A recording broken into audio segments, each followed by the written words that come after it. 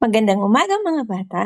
Ngayon po ay tatalakayin ni teacher ang ating aralin sa Makabansa 2, Week 10. Kumusta?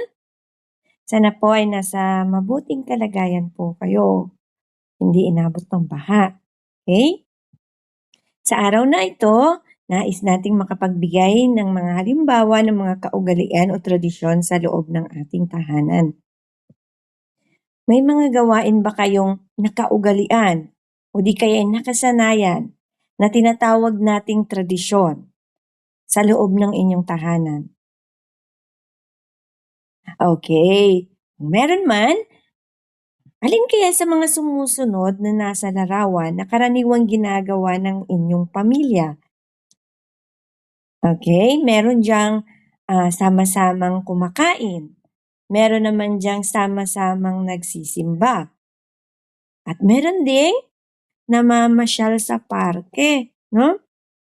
At isa pa ay ang pagpapakita ng paggalang sa pamamagitan ng pagmamano. Alin kaya dito ang inyong naisagawa na? Okay. Tara sabay nating alamin o tuklasin ang mga tradisyon sa loob ng ating tahanan at makapagbahagi tayo ng ating sariling karanasan. Una sa lahat, alamin muna natin kung ano ang ibig sabihin ng tradisyon o kaugalian. Maaari mo bang basahin ang nasa screen?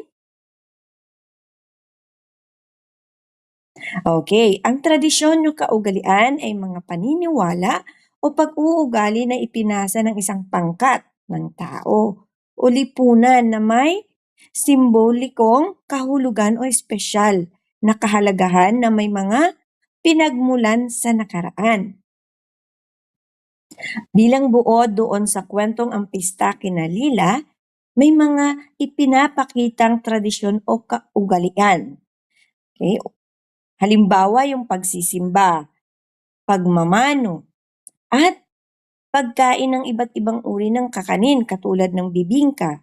Sila din ay nanonood ng parada bilang tradisyong gawain sa kanilang lugar. Ang mga kaugalian at tradisyon tulad ng pagmamano at pagdiriwang ng pista ay mahalagang bahagi ng ating kinabibilangang komunidad. At dapat natin itong isabuhay at patuloy nating pahalagahan. Ang bawat pamilyang Pilipino ay may kanya-kanyang mga kaugalian at tradisyon sa loob ng tahanan. Halimbawa na lang sa amin, kapag bagong taon, tradisyon na at nakaugalian namin na maghanda ng 12 bilog na prutas sa mesa. Ito naman ay pagpapahiwatig o pagpapakita ng pasasalamat sa lahat ng biyayang aming natanggap at isang panalangin at paghahanda rin na sanay sa susunod na taon ay magkaroon pa ng mga biyaya. Kayo din ba ganon sa pamilya nyo? Napapansin nyo ba? Okay. Bilang isang Pilipino, sa ating komunidad meron din tayong mga tradisyon at kaugalian na isinasabuhay. Okay, meron doon sa ating paglalaro, sa laro. Merong mga paglalarong Pinoy, larong Pinoy. Okay, halimbawa nito ay ang larong patintero. Alam mo ba laruin ito? Okay, meron din naman sa kasuotan. So, meron tayong tinatawag na Pilipiniana, nakasuotan. Barong Tagalog, okay, Barot Saya, yun po yung sa ating kasuotan. Meron naman sa ating traditional na sayaw. Meron tayong nakaugalian at tradisyong sayaw na Pilipino. Ito ay karinyosa o di kaya'y tinikling. Sa pagkain naman, marami. No? Maraming pagkain Pinoy na masasarap. Sa kakanin, meron tayong halimbawa yung suman at sa pagkain naman yung lechon. No? Yung lechon at marami pang iba. Dito naman sa atin sa Bacoor, meron din tayong tradisyon na pinagmamalaking pagkain, yung halo-halo sa digman.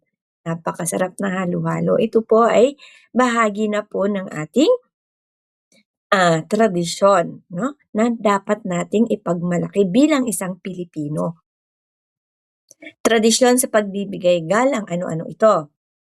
Okay, isa na rito ay ang pagmamano sa nakakatanda. Isa pa, pakikipag-usap sa kapwa. Paano nga ba ang pagpapakita ng pagbibigay galang sa pakikipag-usap? Okay, gumamit ng o at opo sa pakikipag-usap bilang pagpapakita ng respeto at paggalang sa kapwa. Alam mo ba kung anong uri ng pagtutulungan ito? Kung ang binanggit mo ay bayanihan, tama ka. Ha? So ito po ay isang tradisyon na nagpapakita ng pagtutulungan. Ang tawag po dito ay bayanihan. Ang mga larawan na 'to ay nagpapakita ng tradisyon sa relihiyosong gawain, okay? Yung pagdiriwang natin ng Pasko, 'no? So, nakasanayan ng bawat pamilyang Pilipino ang pagdiriwang na ng Pasko at paghahanda kapag may mga pagdiriwang na naganap. At ang inihahanda nating pagkain ay mga Pilipinong pagkain na ating nakasanayan ding kainin, ano? At meron din tayong mga ginagawang gawain tuwing may piyesta, 'no, yung nakasali na ba kayo dito, yung tinatawag nating sagala ba yun? Okay, yung may mga Reyna Elena, 'di ba? Ito po ay mga pangrelihiyong gawain na tinatawag.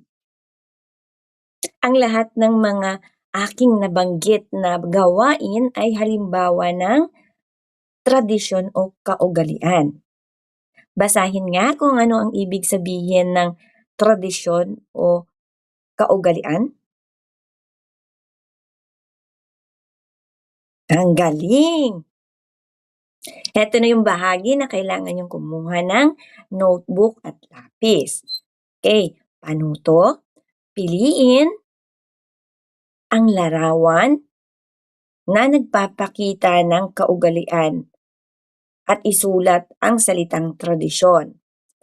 Kung hindi naman ito nagpapakita ng kaugalian ng pamayanang Pilipino, lagyan ng X.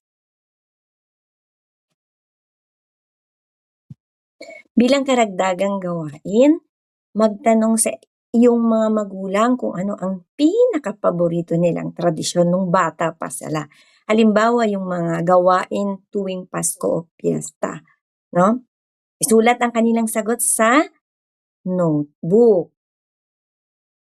Okay, binabati ko kayo. Ito na po yung huling bahagi ng ating video. Mag-ingat palagi.